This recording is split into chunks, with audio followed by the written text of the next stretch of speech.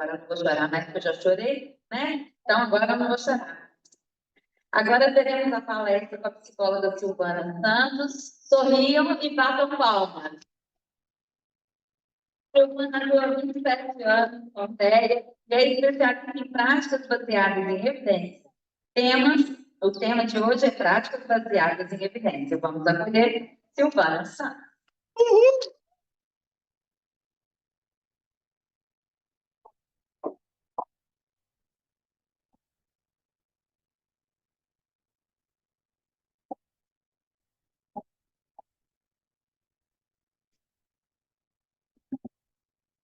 Oi, gente, boa tarde. Sem as apresentações, né? Eu já fui apresentada várias vezes aqui hoje. Então, eu vou começar logo no tema, né? Pode passar, Nicole.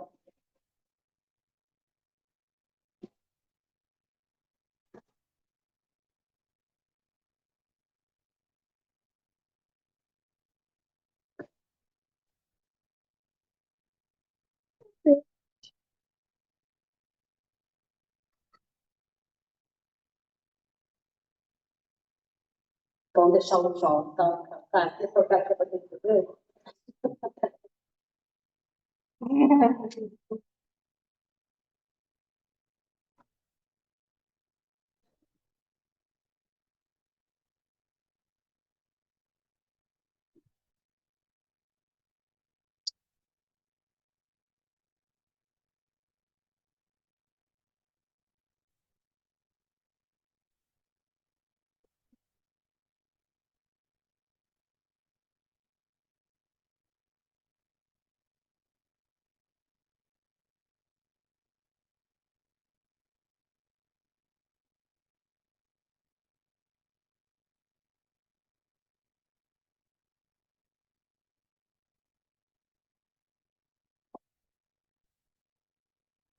Então, como a Daniele falou, o meu tema é sobre práticas baseadas em evidências, né?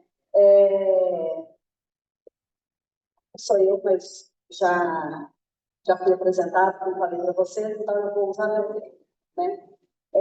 Para falar sobre o assunto.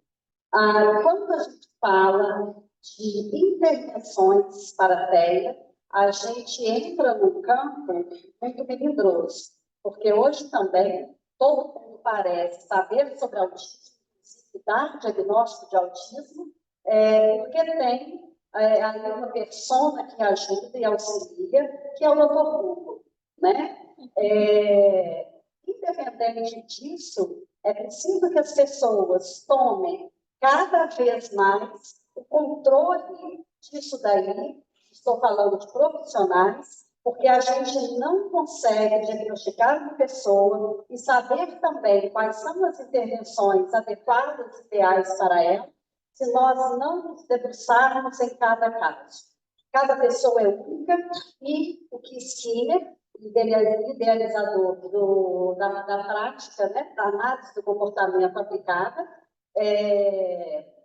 o que ele ensina para a gente é que o indivíduo só pode ser comparado com ele mesmo.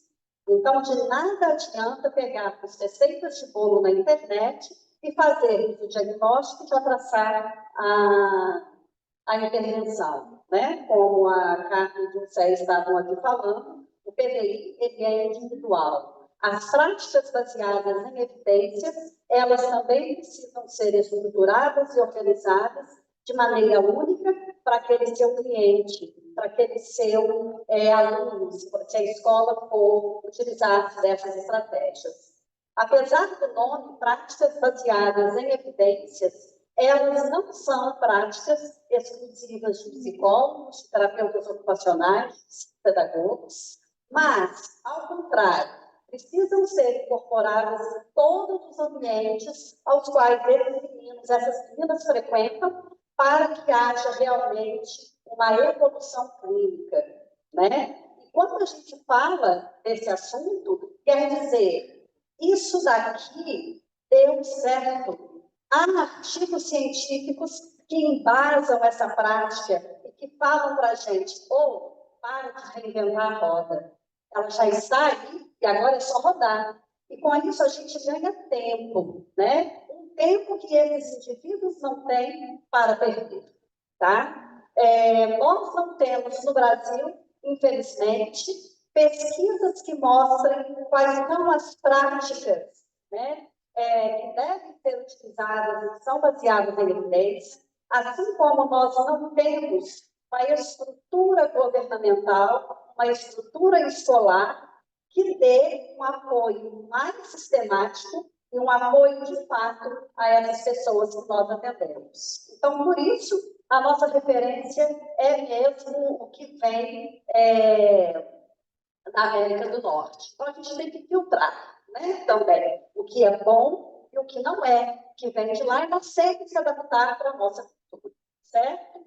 Então, nos Estados Unidos, nós temos um centro, né, que é o Centro Nacional de Autismo, e eles vão fazendo revisões sistemáticas daquelas práticas que favorecem a evolução desses indivíduos. Pode passar? Então, a gente sabe, né, aqui no Brasil, nós temos principalmente algumas barreiras, né, que nós encontramos, principalmente na produção de artigos científicos, porque isso daqui depende de um incentivo do governo, e ao contrário, né, a gente tem muito mais cortes do que incentivo, então as produções brasileiras, elas são feitas, existem produções, mas quando a gente compara com o volume que Europa e Estados Unidos, o volume deles, né, que a gente produz aqui é muito pouco. E por isso a gente precisa ter essas referências internacionais. E as pessoas acabam depois confundindo e achando que nós temos que fazer tudo igual que vem de lá e que é só importar, sem adaptação, sem validação. A linguagem científica também é um outro desafio, né, que a gente enfrenta, exatamente por causa dessa falta de cultura de estudo, né, o que é exigido, a formação que é dada no nosso país, infelizmente, não capacita as pessoas para serem profissionais sérios, para serem cientistas, né, e aqueles que são verdadeiramente bons vão para onde? Vão lá para os Estados Unidos, vão para a Europa, e vira e mexe, a gente encontra aí um estudo está revolucionando nos Estados Unidos, que fala sobre células-tronco. Estão investigando e estudando para casos de autismo, estão chegando em algumas conclusões. Quem são os cientistas envolvidos? Americano tal, americano tal, americano tal, uma coleção infindável de brasileiros, né, que não estão aqui porque não tem incentivo. Então, a gente tem mais essa defasagem, né? A outra é a filtragem de informações, né, porque nós temos aqui poucas pesquisas, e isso vira uma bola de neve. Como temos poucas fontes de informação, temos que ir buscar em outras línguas, e nem sempre, quando a gente faz a tradução, ela corresponde àquilo que realmente a pesquisa quis dizer, né? E, por último, aqui, a falta de organizações especializadas, né? Então, nós temos, às vezes, estudos solitários de pesquisadores únicos, mas que não estão dentro de uma organização que vai difundir, fazer com que essas pesquisas, com que esses artigos, eles sejam disseminados e sejam conhecidos, certo? Pode passar? Então, o que nós temos é esse modelo aqui, dessa organização, que eu acabei de falar para vocês, tá?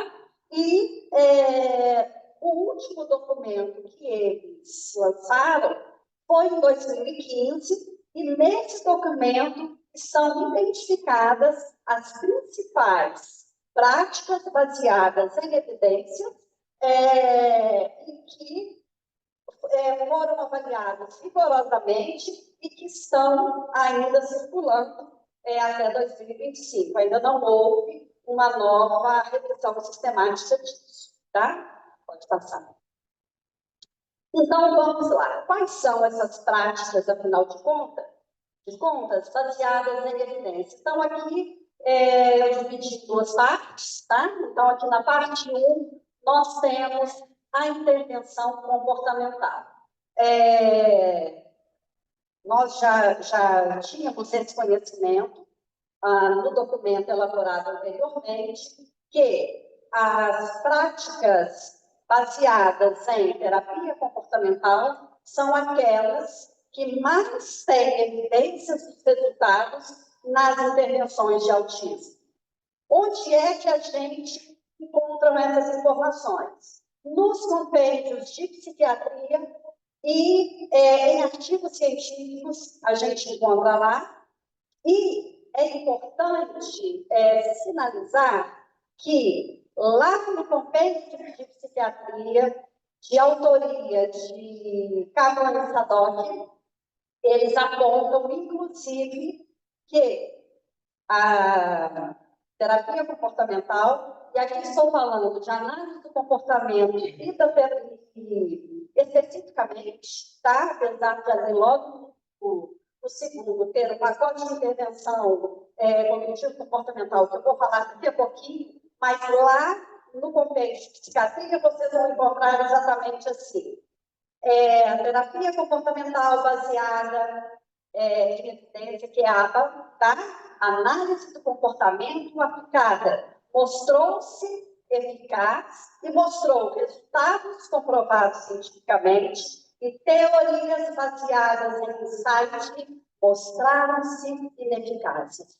Então, vocês profissionais que estão fazendo intervenção com autista, baseada em psicanálise, em humanismo, em Lacan, todo esse povo, sem qualquer preconceito, parem.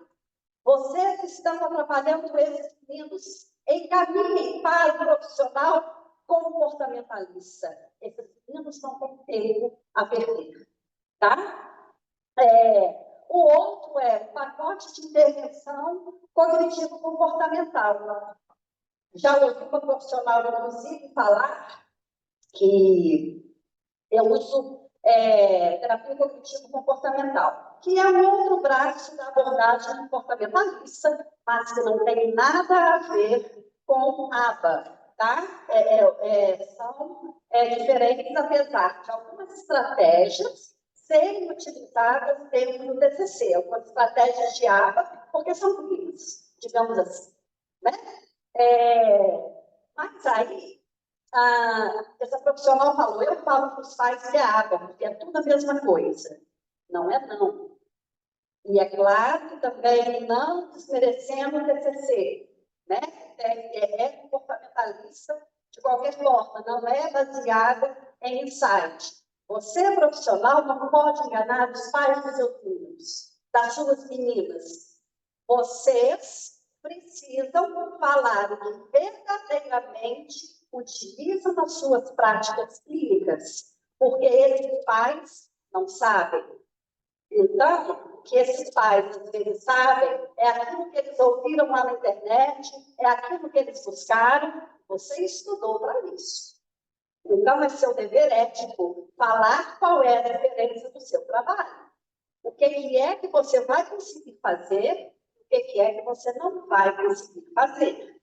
E vocês observaram o que eu falei? O que é que você vai conseguir fazer, o que é que você não vai conseguir fazer. E não, o seu filho não consegue aprender isso. A gente pensa, como analista do comportamento, e eu sou uma, né? Estava aqui também, a outra, minha sócia, né? Que o nosso cliente sempre tem razão. Se ele não está evoluindo, eu estou fazendo alguma coisa que não está colaborando para que eu atinja aquele indivíduo e contribua para a sua evolução. Tá? A outra é o tratamento comportamental abrangente. Né? Então, o que envolve esse tratamento comportamental abrangente? é o que a gente conhece aqui como a intervenção precoce, tá? E é uma intervenção que ela é feita de forma multidisciplinar. Várias áreas estão estimuladas, né, desenvolvimento, e, ao mesmo tempo, a importância de se falar a mesma língua. Se você está com um fonoaudiólogo, que ele tem, por exemplo, uma base psicanalítica, e você leva para um psicólogo de base comportamentalista, vamos chocar. Por quê? Vai virar o cabo de guerra que elas estavam falando aqui. Um vai puxar para um lado, o outro vai puxar para o outro. Por quê, gente? Porque são abordagens bem diferentes. Não estou falando que uma é melhor do que a outra. Aliás, em relação à psicanálise comportamental, estou falando que comportamental é melhor. Né? Por quê? Aí eu falo mesmo.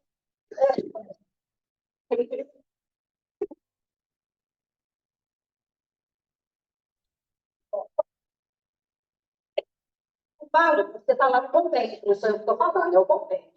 Né? Por quê, gente? As teorias baseadas em insight, vou usar esse termo, elas têm objetivos claros e para outras demandas, né? E aí, então, se você, a gente não fala aqui que é preciso ter uma equipe multidisciplinar, eles precisam falar a mesma língua. Não adianta também a gente falar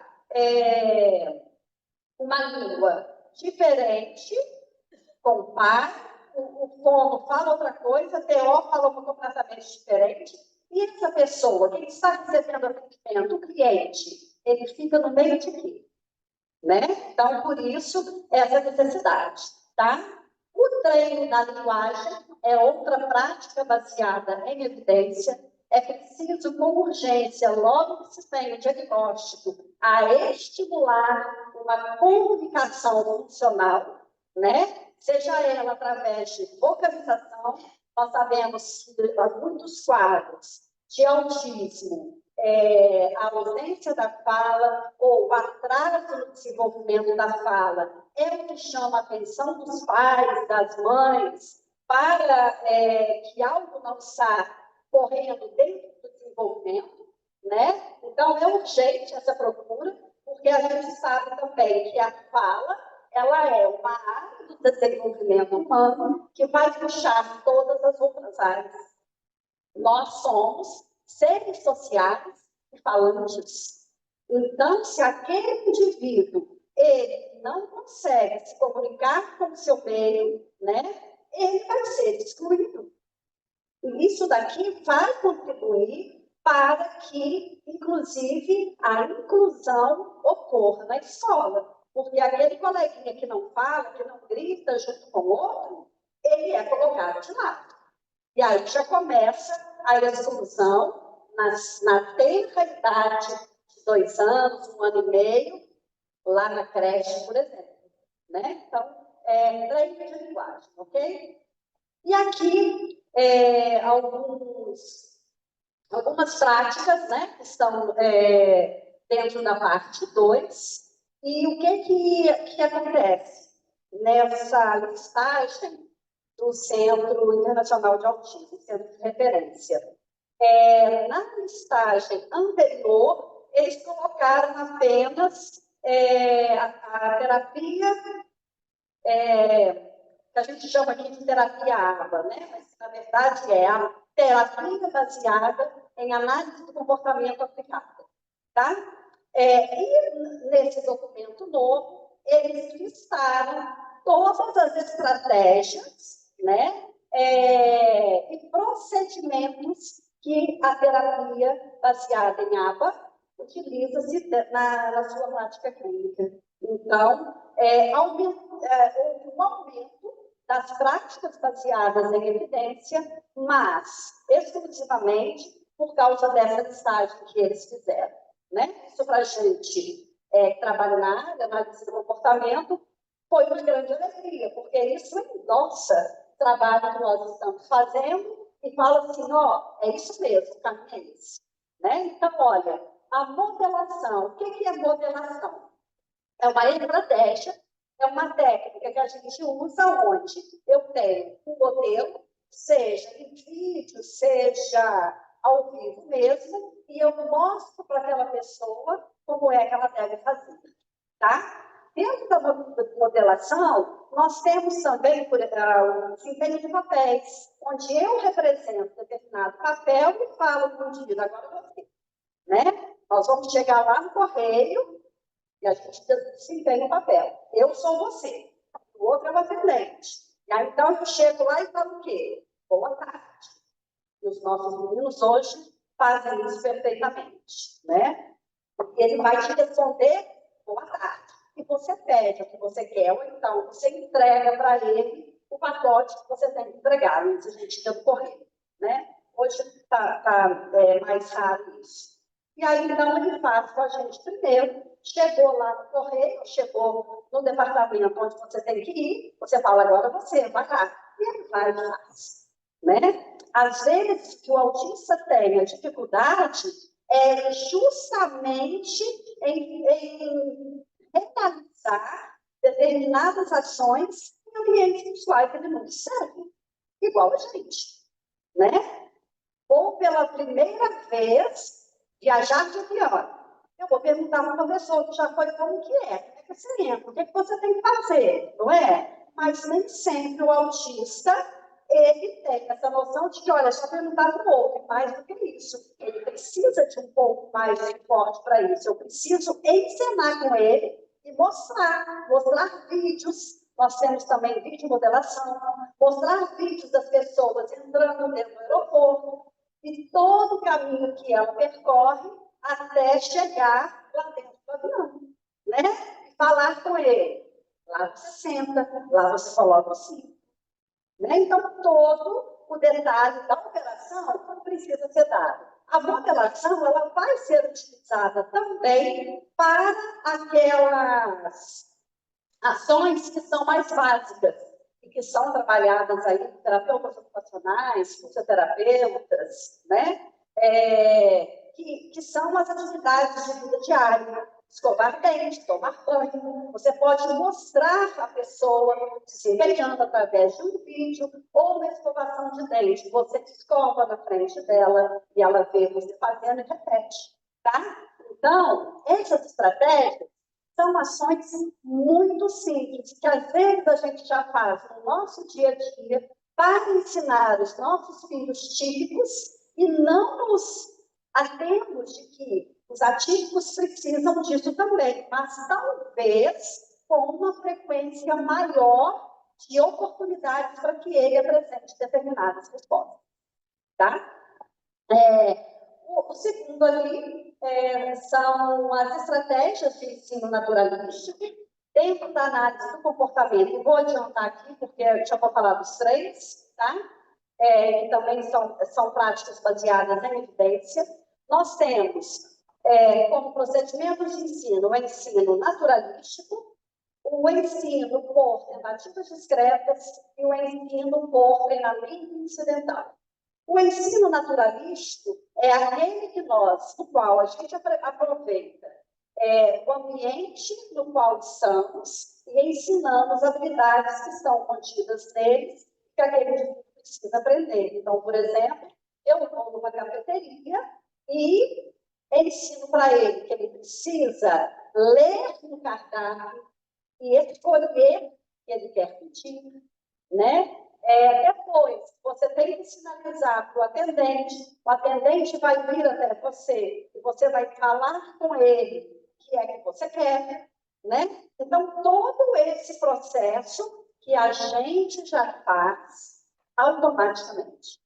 Então, eu vou dar uma tarefinha para vocês, que vocês pensem, na próxima vez que estiverem em qualquer ambiente social, como é que vocês fariam para ensinar uma pessoa que está ali naquele local pela primeira vez a se comportar, a apresentar comportamentos socialmente relevantes para ele e adequados para o ambiente no qual ele está. Então, quero ensinar a fazer compra, é no supermercado, tá? Quero ensinar a fazer um lanche à tarde, é na lanchonete. Quero ensinar a comer no self-service, é no restaurante. Então, a gente não vai reproduzir isso em outros lugares. Por isso, terapeutas ocupacionais precisam estar nas casas dos seus clientes.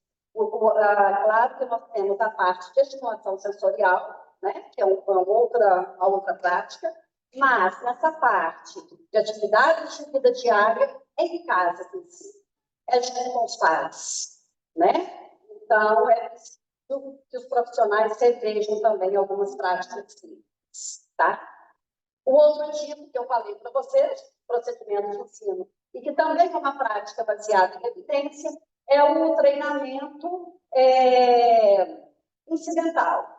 Também é utilizado em situação natural, mas aí quem está responsável por aquela intervenção, aquele ensino, ele vai manipular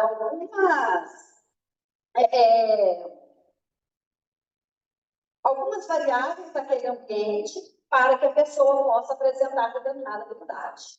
A gente usa muito, principalmente, quando estou ensinando mandos. Mandos são operantes verbais, são solicitações, é uma palavra técnica que a gente usa dentro da análise do comportamento. Então, eu quero ensinar uma criança a me pedir pelo brinquedo favorito dela. E esse brinquedo fica disponível, né, na sala de terapia, na sala de brinquedo.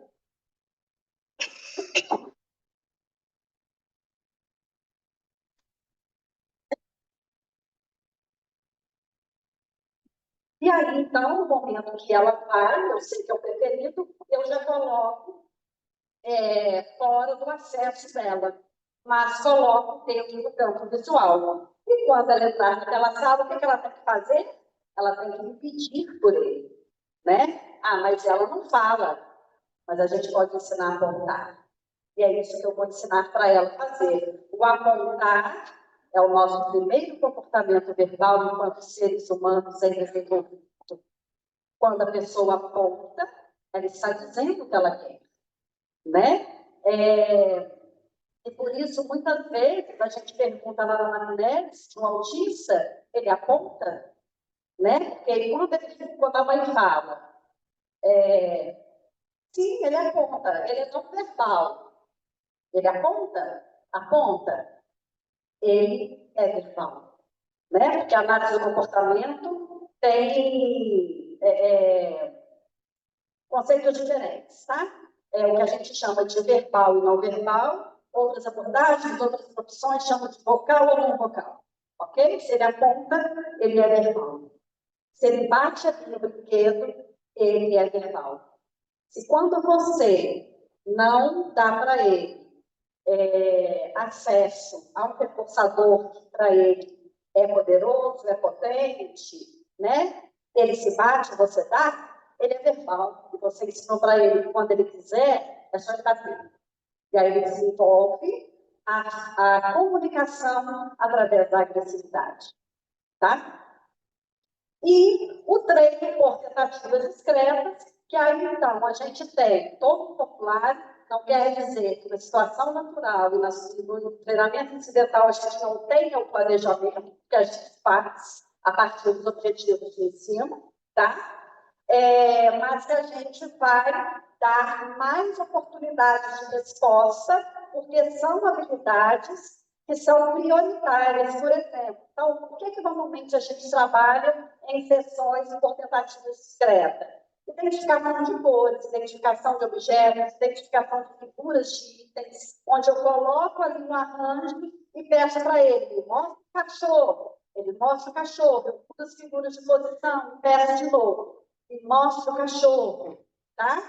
E o que acontece, pessoal? Isso daí é uma prática que, inclusive, a neurociência embasa atualmente, que quando a gente dá repetidas oportunidades para o desenvolvimento de uma habilidade, o cérebro fixa, substitui por conceitos que antes estavam equivocados. Tá? Então, mais uma evidência, né? Baseada na neurociência. Volta lá, pode. Aqui, nós, os dois aqui, repetiu, né? Um é o pacote de treinamento de pares, repetiu, Paulo, onde a gente vai ensinar para os pais todas essas estratégias, todas essas técnicas, para que eles utilizem com seus filhos em casa e deem a continuidade à intervenção que está sendo realizada. Tá? E o outro pacote de treinamento de pares, né? Diz respeito ao desenvolvimento de habilidades sociais. Então, nós temos aqui duas vertentes, onde os pais ensinam a implantar habilidades nos círculos sociais, nos ambientes sociais que eles frequentam, tá? Com os seus filhos. Porque o que a gente consegue, às vezes, como terapeuta, é muito pouco, né? A gente pode só começar, mas os pais, os familiares, que terão essa oportunidade de segunda a segunda, né? Inclusive em finais de semana. E é preciso ensinar a esses meninos, a essas meninas, a ficarem em casa sem fazer nada, porque a gente faz isso. Então, o parâmetro que nós temos que ter somos nós. São vocês, pais, fazendo o que a família está fazendo. Essa pessoa não precisa estar envolvida em atividade o tempo todo. Tá? Pode passar, enquanto. Agora nós temos aqui as rotinas, o autogerenciamento, as intervenções baseadas em histórias, os roteiros e os pacotes de habilidades sociais. Tá? Todas essas são estratégias que comprovaram que possuem resultados científicos. Tá? As rotinas. Mas a autista já tem uma rigidez de rotina, né? A gente vai colocar mais rotina ainda. Autistas precisam de uma estruturação na sua vida para que eles consigam ter uma previsibilidade do que vai acontecer, uma vez que essa falta de previsão, essa falta de planejamento podem colaborar para as crises, né? Crises de autolesão, heterolesão, quando a gente ouve alguém falar assim, foi do nada que ele começou a bater. Não existe do nada. Alguma coisa precipitou aquela crise. E alguma coisa manteve aquela crise. Então, a gente precisa fazer um estudo disso, né? E, às vezes, é uma quebra de rotina. Ao mesmo tempo que a gente precisa dar uma reestruturação nessa rotina, onde a gente faça a previsão do que vai acontecer, nós precisamos também quebrar algumas delas. Quais são as rotinas que nós precisamos manter? Horário de acordar, horário de medicação, horário de refeição, horário de dormir, horário de ir para a escola, né? Que são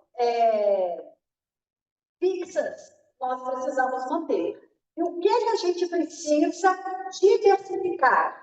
O caminho que utiliza-se para ir para a escola, o caminho que utiliza para ir para a terapia, não ter a mesma terapia com aquele profissional toda terça, toda quinta. É preciso mudar, né? O profissional precisou mudar o horário, isso precisa ser trabalhado, porque se a gente coloca sempre fixo, no mesmo dia, no mesmo horário, olha, tive um imprevisto, ou então, teve um que faltou aqui, você não quer adiantar, porque depois ele vai ficar mais tempo sem atividade, é aceitar isso. O que às vezes a gente percebe é que os pais também se envolvem tanto nessa rigidez de rotina que acabam passando para os filhos. E aí vira um ciclo social doentio, né? Quando a gente fala de rotina, passa o agendamento para a criança, os pais, às vezes, não dão a devida importância a esse tipo de estratégia. E vocês não sabem o quanto isso é importante para essa pessoa.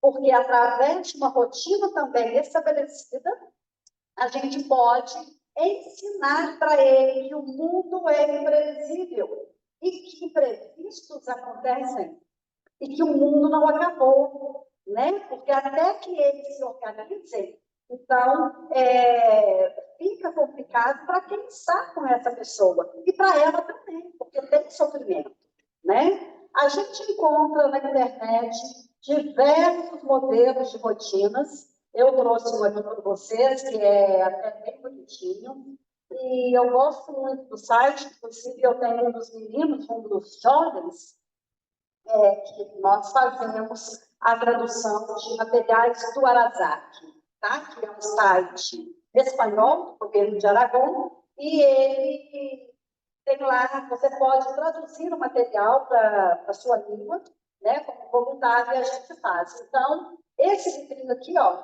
da rotina, se alguém puder pegar aqui, tem pouca gente, acho que dá para passar. Esse daqui, ele tem uma série de atividades sem as figurinhas. Vou passar separado só para que uma turma não fique com inveja da outra, tá? Mas esse daqui é um livrinho para guardar as figuras, tá? E aí acompanha esse daqui também. E aí nós temos aqui, ó, a rotina. Manhã, tarde e noite. E aqui vocês vão colocar o que é para fazer, acabou. Coloca aqui do lado. E aí ele vai saber o que falta fazer. Então, isso daqui não mostra somente... Você dá um aqui? Um pouquinho. Obrigada. Não mostra somente o que vai fazer, mas ensina também a questão de tempo. E quando a gente vai trabalhar com essas pessoas, a gente coloca lá uma atividade que você sabe que ela tem um pouco de dificuldade. E logo abaixo uma atividade que para ela é reforçadora. E aí, então, ela consegue fazer e ela dá conta de ficar na sessão, ou ela consegue ficar na aula até esperar pelo joguinho que ela vai fazer, ou pela palavra cruzada que ela vai fazer, tá? Então, um material simples esse, né? Que é uma prática baseada em evidência, tá? O autogerenciamento, né? Quando há estudos já bem antigos, né, de analistas do comportamento sêniores aí, lá da década de 70, que mostram que quando nós substituímos, ou melhor, quando nós implantamos habilidades no repertório dos nossos meninos, das nossas meninas, autolesão, autoagressão tendem a diminuir. E por quê? Porque nós estamos ensinando para eles outro tipo de comunicação. Nós estamos dotando de repertórios que possibilitam essas pessoas a terem um comportamento funcional. Então, o autogerenciamento é quando a gente ensina também, através desses livrinhos da calma que a gente tem, né, a respirar, respira, conta até 10, a controlar-se, a entender o que é que está acontecendo naquela crise, por exemplo, e ter outras respostas. Mas a gente só consegue fazer isso se ele tem no seu repertório habilidades substitutas implantadas, tá? Os roteiros, eles são também algumas estratégias que se baseiam quase que igual à agenda de rotinas ou a rotina visual, mas aí a gente vai utilizar para, por exemplo, quando for ao dentista. Então, você coloca todo o roteiro ali, todo o passo a passo, né? E, preferencialmente, no final do dentista, se você está trabalhando essa ida lá, porque o menino tem medo, porque não gosta de dentista, não gosta de médico, ir no local que ele gosta. Então, dentista, e lá no final, dá uma volta lá no Largo de Tamandaré. Não vai dar bala, não vai dar pirulito, acabou de sair do dentista. Então, isso aí tem que ser compatível também, né? O que a gente vai gerar depois. ok?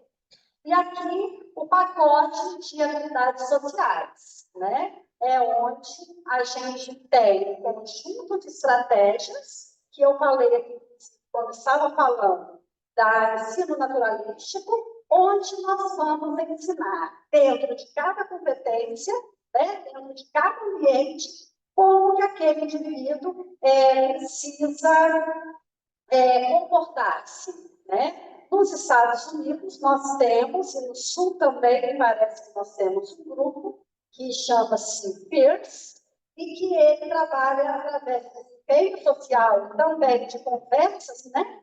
Essas habilidades sociais, inclusive para que as pessoas tenham relacionamentos, né, afetivos. Aquele filme, aquela série que a Sara mostrou aqui na palestra dela, O Amor no Espectro, tem na Netflix, então tem da Austrália, tem dos Estados Unidos e tem do Reino Unido, tá? E no da Austrália, que foi o primeiro que saiu, lá no final eles mostram um programa desse, onde eles estão treinando, e é treino mesmo, como nós também, típicos, fomos treinados desde o dia que nós nascemos. Nós, meninas, que vocês não podem sentar de perna aberta, porque vocês usam vestido, vocês têm que usar laço de fita cor-de-rosa. Fomos treinados. Depois nos liberamos, né? Mas fomos treinados. E continuamos fazendo esse treinamento, porque somos seres sociais e precisamos conviver em sociedade, né? De como você conversa com o outro, que tipos de perguntas que você faz quando está começando um namoro. Então, tudo isso é trabalhado e está dentro desse pacote de habilidades sociais, tá? Pessoas típicas também precisam disso, desse pacote de habilidades sociais, né? Nem sempre as pessoas, elas são extrovertidas e elas conseguem por elas mesmas desenvolverem-se, serem habilidosas socialmente, né?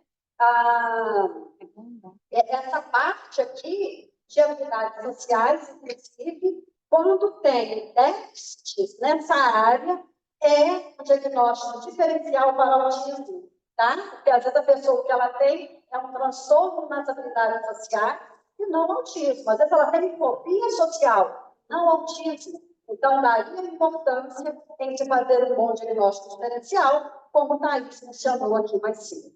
Pode passar? Pode. A intervenção baseada no antecedente. Então, o que é isso? Dentro da análise do comportamento, nós temos o que é chamado de tríplice contingência. A tríplice contingência ela é formada por antecedente, um estímulo que sempre acontece antes do responder, temos a resposta, que é o segundo elemento, e temos o terceiro elemento, que é a consequência. Então, é o ABC, né? Então, pode ser que aí estudantes de psicologia já tenham ouvido falar nisso, né? Quem é mais da área é que ouve falar, às vezes as pessoas que sabem um pouco de água, né? Acham que sabem, mas focam somente na consequência. Mas a unidade mínima é o ABC. O antecedente é aquele estímulo que impressiona primeiro os nossos órgãos sensoriais. Então, por exemplo, eu sinto o cheiro de comida, falo, ai, que fome, né? E aí, então, o que acontece? Começo a me movimentar e vou para lá e como, certo? Ou então, eu sinto um cheiro, eu sinto cansaço. E aí, o que eu faço? Começo a falar na palestra, que eu estou cansada, e esse cansaço tem que passar, né? Então, um exemplo bem curtinho para vocês entenderem, a mãe aparece na porta, a criança está bem, ficou bem na escola o dia todo, na hora que vê a mãe, abre aquele terreiro e começa a chorar. Aí a professora, nossa, vai pensar que eu bati nesse menino, não é? Aí faz uma mentira, a professora me bateu, a mãe pega no colo, né? E aí o que essa mãe ensina para essa criança? A mentir primeiro. que, olha, pode me contar mentira, que a consequência para você vai ser colo, vai ser afeto, né? Então, a presença de, quando a gente faz uma folha para fazer a avaliação funcional, que tem aqui também, nós temos que observar esses elementos, tá? Então, o antecedente é um elemento que nós, analistas do comportamento, sempre estamos muito atentos, porque se eu consigo manipular um antecedente, eu consigo evitar, por exemplo, uma crise, né? Então, eu sei que aquele menino tem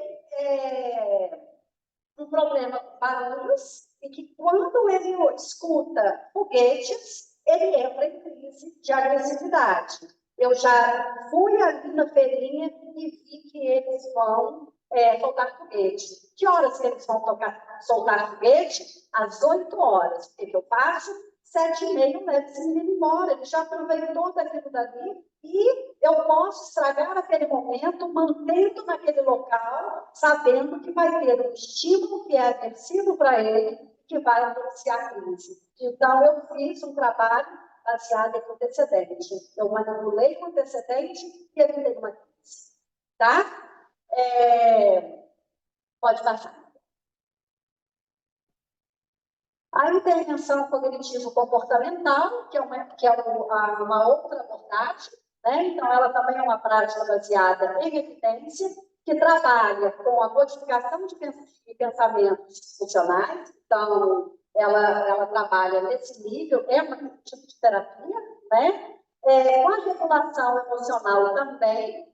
Então, coloca estratégias que vão substituir aquelas respostas que não são lá muito adequadas àquele contexto. E procede com a modificação comportamental. Então, isso é muito parecido com o que o analista do comportamento faz, né? Os dois tipos de profissionais, normalmente, ou atualmente, né, as pessoas que trabalham com TCC são exclusivamente psicólogos, porque é uma abordagem da psicologia, mas a análise do comportamento hoje está em discussão e nós temos outras pessoas, que não psicólogos, que estão adotando essa abordagem e hoje, inclusive, há um movimento para regulamentação da profissão de análise do comportamento, mas isso vai demorar muito ainda, tá? Então, essa intervenção também ela é considerada como uma prática baseada em evidências. Ok? Pode ir. E aqui nós temos o que nós chamamos de técnicas de reforçamento diferenciais. Essa é uma estratégia que analistas do comportamento também utilizam, e que elas são baseadas em reforço positivo, nada mais do que reforço positivo. Então, nesse tipo de estratégias, nós temos, por exemplo, o que a gente chama de DRA, DRI, DRO, mas não são só esses, tá? Aqui são só alguns exemplos. Então, esses tipos de reforçamento, eles são estratégias também que vão substituir aquelas intervenções que são intrusivas e que, se a gente for olhar as dimensões da análise do comportamento, que são 8, eu não vou entrar nessa questão, que é a compassividade, e a compassividade precisa da permissão do indivíduo. Algumas intervenções nós não podemos utilizar mais, né? Tudo aí aliado, direitos humanos, a ética profissional também. Então, o reforçamento diferencial, ele é um aliado para a gente, principalmente para comportamentos, para respostas que antes eram chamadas de disruptivas, que hoje a gente chama de comportamentos interferentes, né? Então, por exemplo, um menino que está se batendo, e eu vou usar reforçamento diferencial em DRA, né? Que é o reforçamento diferencial de comportamentos alternativos. E aí, então, eu dou para ele uma almofada e falo, aqui você pode bater. Então, eu dou para ele uma alternativa de apresentar a mesma resposta que ele está apresentando, mas numa almofada, tá? O DRI, quando, usando esse mesmo exemplo, quando ele está se batendo, e aí então eu estou reforçando o comportamento incompatível. Aqui eu gosto de ensinar falando, é aquele tipo de exemplo que mineiro tem muito, que é assoviar, chupar cana. Ou você assovia, ou você chupa cana, né? Então ele está se batendo, e o que eu faço? Ocupo as mãos dele, e aí ele não tem como se bater. Então, eu estou utilizando que a gente chama de DRI. O DRO, que é o reforçamento diferencial de outras respostas, onde eu tenho um tempo, tá? Especificado, sempre tem um tempo aqui envolvido no DRO, onde eu vou reforçar outras respostas que aquela pessoa apresenta. Então, eu tenho ali uma atividade de 5 minutos. E a criança, né, o indivíduo, está apresentando comportamento desejado. Está lá sentadinho, não está se batendo. E aí, 5 minutos eu tenho atividade. Quando deu 2 minutos, eu falo com ele, olha, que legal, você está sentadinho. Olha, você está fazendo atividade. Libera o reforço positivo, tá? Então, isso daí aumenta a probabilidade dele não engajar-se em respostas preferentes, autolesivas e heterolesivas, porque ele está esperando o meu reforço social. Então, com isso daqui, eu tenho uma série de estratégias que posso utilizar para reforçar diferencialmente respostas, tá? Respostas que são desejadas, mais uma prática baseada em evidência e uma estratégia de análise do comportamento. Pode passar? Pode. O ensino por tentativas discretas, já passei aqui para vocês, né? Falei quando estava falando de procedimentos de ensino, e é o que às vezes tem maior crítica das pessoas que não conseguem não conhecem aba. Fica lá, o menino sentado na mesinha virando robozinho. Não tem nada disso. O rigor, que é um rigor científico, porque aba é ciência, é para o profissional. Eu posso fazer um treino por tentativa discreta, sentado no chão, apresentou aquela resposta que eu dou um estímulo, porque tem essa sequência, eu apresento um estímulo, então, apresentei ali a figura do gato e do cachorro, né? Falo com ela, me mostra a figura do gato. Me mostrou a figura do gato, é a resposta. A tentativa discreta é baseada na contingência que eu falei aqui para vocês, tá? O ABC. Então, o estímulo aqui, o antecedente, é a figura do gato e do cachorro. E quando eu pergunto, me mostra o cachorro, o meu antecedente é a figura do cachorro. Respondeu, eu dou a consequência. Muito bem, você sabe o que é um cachorro. E começa a brincar com a criança. Como é que o cachorro faz? E olha só, já estou trabalhando com outra habilidade. Então, é preciso que o profissional tenha o fim. O que é que eu posso trabalhar aqui, mais do que ficar nesse toma lá da cá. É algo que é flexível, tem que ser divertido para o terapeuta também, né? Tem que ser divertido para o indivíduo, tem que ser leve. E não é porque é uma tentativa discreta que vai ser rígido, rigoroso. Rigor diz respeito a rigor científico. Isso é em relação aos registros que eu tenho que fazer, ao planejamento que eu tenho que seguir, aos resultados que eu tenho que apresentar. Tá? Pode passar? Exercício físico, outra prática baseada em evidência. Tá? Eu não estou falando só de água, eu estou falando de exercício físico. Né? Então, quando nós temos um educador físico também, que tem uma especialização em água, fica melhor ainda. Né? Isso é uma dica para vocês aí que estão ouvindo online ou vocês que estão aqui e que são educadores físicos, se especializarem nessa área. Faltam profissionais na nossa cidade e em outras cidades do Brasil também. Né? 30% reduz estereotipias, 40% de melhora no sono, 25% de redução da ansiedade.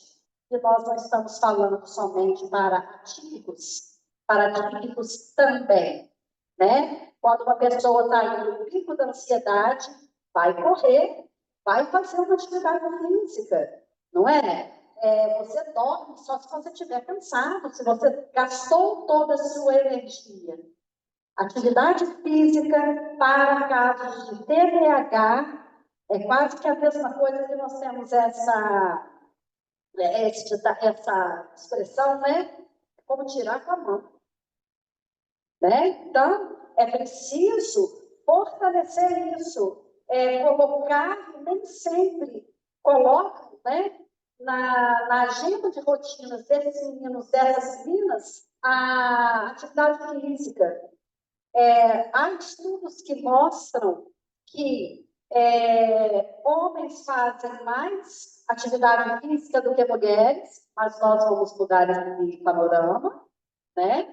E quando trata-se de pessoas atípicas, essa diferença cai mais ainda. Mais meninos atípicos que estão envolvidos em atividade física do que meninas, e nós precisamos colocar as nossas meninas, né? Porque, infelizmente, homens, o mundo é das mulheres. Nós estamos só emprestando ele para vocês. Pode passar. Extinção e avaliação funcional do comportamento são outras duas estratégias também utilizadas na análise do comportamento, em ABA. A extinção, ele é um procedimento onde eu ignoro os comportamentos que eu quero eliminar, desde que essas respostas, elas não coloquem em risco a integridade física do próprio indivíduo e de terceiros, tá? Então, o menino está lá, comendo dele, eu sei que aquilo é para chamar a minha atenção, eu não vou tirar a minha atenção, porque a extinção é a retirada do reforçador positivo, tá? Nesse caso, a atenção social. Eu não vou retirar porque ele pode se machucar seriamente. Então, é preferível utilizar um outro tipo de intervenção, como o reforçamento diferencial. O DRI, por exemplo, onde eu vou colocar ali um esparadrapo no dedo dele e aquilo vai pedir que ele se morda, né? Então, a extinção é quando, por exemplo, a criança está lá gritando, né? Está envolvido em disruptivos que você consegue tolerar, mas é uma faca de dois gumes. A gente só vai utilizar a extinção quando você der conta de realmente ignorar aquele comportamento, porque nós temos aqui nesse caso que a gente chama de pico da extinção. O que acontece? Quando uma resposta ela é frequentemente reforçada, e eu retiro esse reforçamento, porque agora eu aprendi com a psicóloga que eu estou mantendo essa resposta dele, porque eu dou atenção quando ele grita, né? O que vai acontecer? Ele vai gritar ainda mais, para que você libere essa tensão. E essa tensão, gente, não precisa ser você ir lá e dar para ele reforçador, não. Não, mas eu não dei a bala, não. Eu só falei com ele, para com isso. Você reforçou. Você falou com ele. Né? E aí, então, chega num ponto tal que você ensinou para ele. Para você ter a minha atenção, você precisa gritar, espernear no chão, me bater. Aí você fala, para com isso. E aí ele aprendeu. E o que ele vai apresentar na próxima vez que ele fizer algo, ele já vai te bater direto. Porque a gente não vai perder tempo aqui. Né? E aí você ensina para o seu filho a como ele obtém as coisas de você. E é você que ensinou a ser agressivo. Né? Não só você, pai e mãe, né? A avó gosta de fazer isso, a avó é para isso, gente. Né? Porque ela não tem responsabilidade nenhuma, cadê a Tereza? A avó Tereza é para isso. É para estragar o filho dos outros. Né? Tem avó que não, né, gente? Tem avó que é até mais rígido do que pai e mãe, é só uma brincadeira, porque já é a última palestra, vocês devem estar tudo cansados, né? Eu tenho que ficar aqui fazendo esse livro, mesmo porque eu fui muito bem recomendada o dia todo. Tem que mostrar para vocês que eu não tenho cara feia. Então, a extinção precisa ser utilizada com protocolo, tá? Com planejamento pelo profissional, junto com a família, e é preciso que vocês tenham mesmo coragem de fazer, porque senão vocês ensinam uma resposta pior ainda do que estava apresentando. Né? Entre bater você e gritar, é preferível aquele menino ficar gritando. Né? Então, vai custo-benefício. E a avaliação funcional do comportamento é quando o profissional vai fazer uma avaliação do que aconteceu ali em relação a determinado evento, né? Que tem a resposta, e ele analisa o que aconteceu antes, que é o antecedente, e o que aconteceu depois, que é a consequência. A consequência é aquele evento que colabora para que aquela resposta ocorra novamente no futuro, tá? Então, é preciso observar essa resposta mais de uma vez para a gente levantar hipóteses acerca da função do comportamento.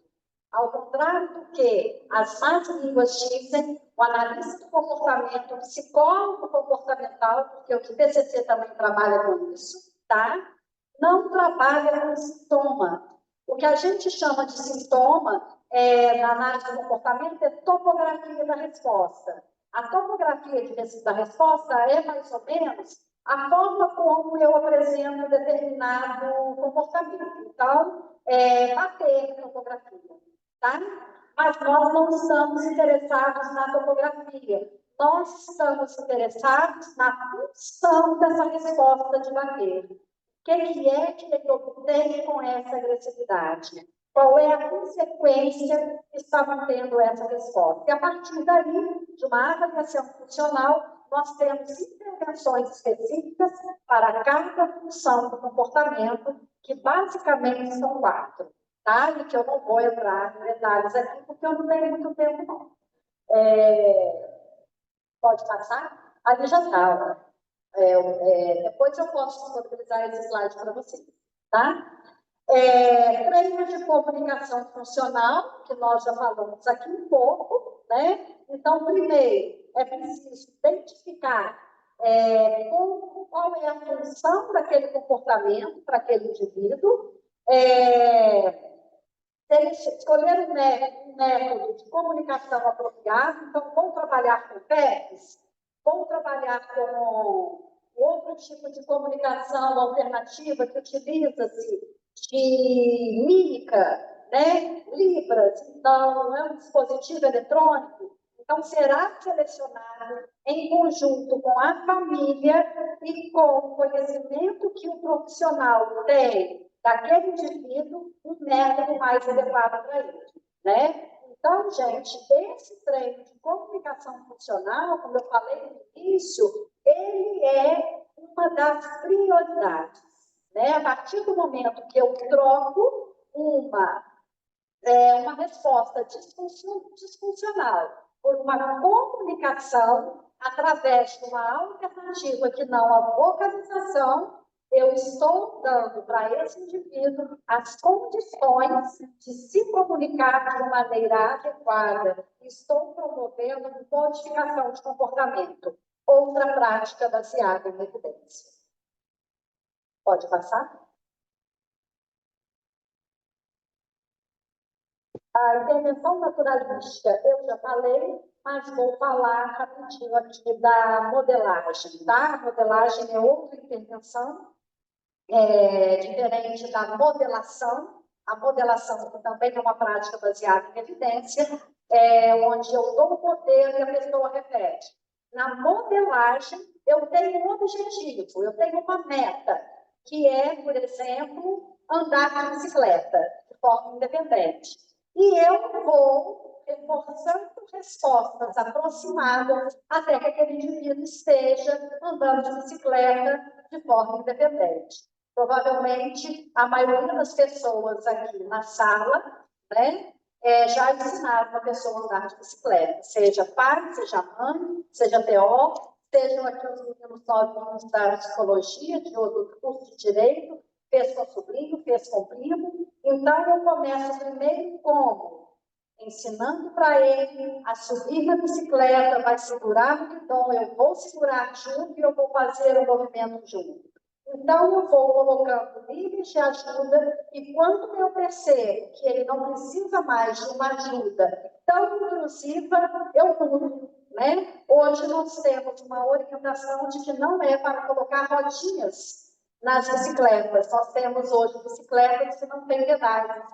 E aí, então, a criança aprende primeiro o equilíbrio, né? E aí, então, há essas etapas, né? Quando ela já tem o equilíbrio, aí, então, eu já ponho uma bicicleta com pedal.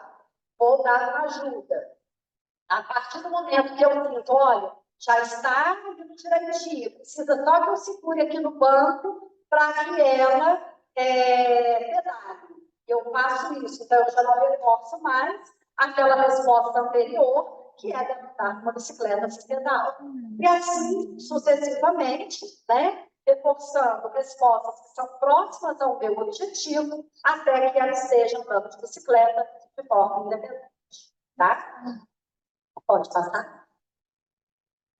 Intervenção implementada por pares, né? Então, esse daqui é um projeto que foi idealizado no Manual de Avaliação Validado para o Brasil, que algumas escolas estão, inclusive, usando, que é o Portage, né? Então, nesse modelo, a gente ensina para os pais como modificar comportamentos dos seus filhos, como ensinar a eles determinadas habilidades, né? E a partir daqui, a gente faz uma supervisão dos pais através de vídeo, através de supervisão local mesmo, de como eles estão realizando aquilo, e vamos dando feedbacks para que eles corrijam, às vezes, algumas condutas que são inadequadas, né?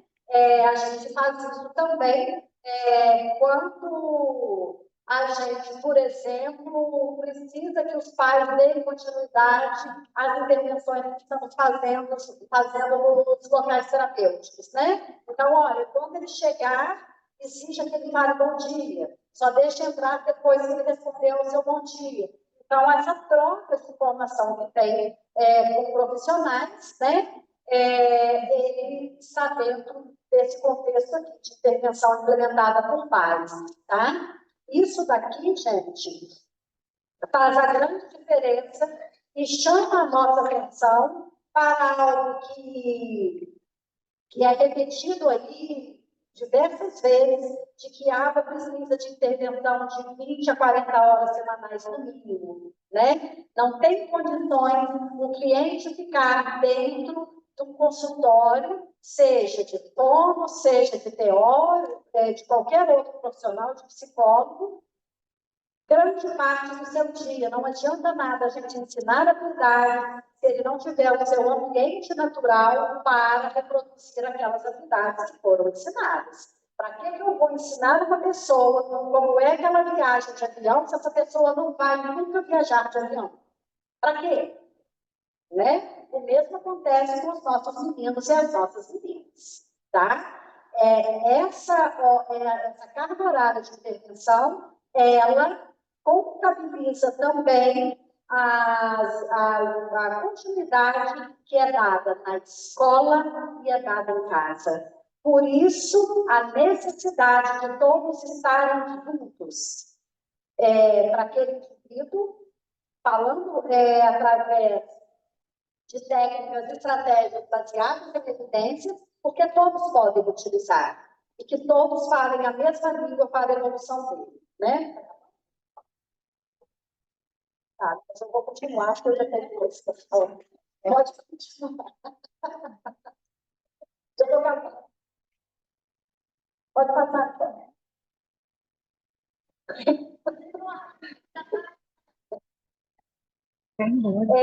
Aqui faz parte da intervenção e instrução mediada por pares, tá? Então, utilizar-se de pessoas típicas, né? Para ensinar aos atípicos. Então, às vezes os pais falam, mas ele não tem um professor apoio.